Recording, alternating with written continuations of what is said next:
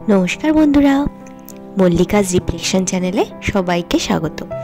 आज आमी बानिয়েছিলাম चिकेन चापली काबाब। এটা একটু নতুনত্ব রান্না, ফার্স্ট টাইম আমি বানিয়েছি, বললে বিশ্বাস করবে না, দারুণ টেস্ট হয়েছিল। আমি সব রকম উপকরণ একসাথে নিয়ে নিয়েছি। এখানে 200 থেকে 300 গ্রাম মতো চিকেন ছিল, যেটাকে আমি মিক্সারে একবার একটু পেস্ট করে নিয়েছি, কিমা মতোই করে নেবে।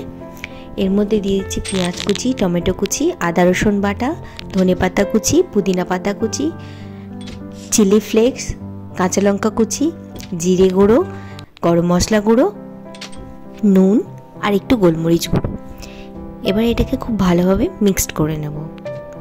খুব ভালোভাবে মাখিয়ে নেওয়ার পর এর মধ্যে দিয়ে দেব একটা গোটা ডিম।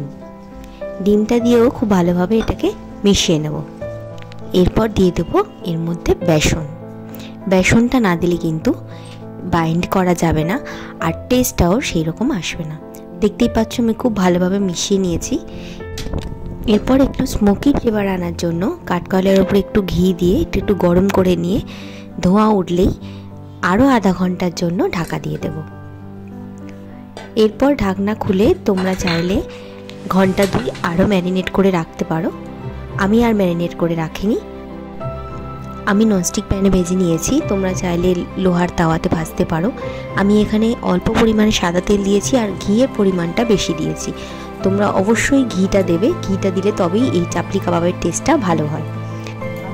এরপর হাতে একটু তেল ঘষে নিয়ে হাতের উপরে দিয়ে এটাকে চ্যাপটা চ্যাপটা করে ওই প্যানের মধ্যে ভেজে নেবে। গ্যাসের ফ্লেমটা অবশ্যই লো রাখবে আর একটু টাইম নিয়ে ভাজবে যাতে চিকেনটা সেদ্ধ হয়ে যায়। ব্যাস তৈরি হয়ে গেছে চিকেন চাপলি কাবাব। বাড়িতে তোমরা অবশ্যই ট্রাই করো, বিশ্বাস করো খুব সুন্দর খেতে হয়। ভিডিওটা কেমন লাগলো কমেন্ট করে জানিও, ভালো লাগলে শেয়ার করো আর চ্যানেলটা সাবস্ক্রাইব করে দিও। Thank you.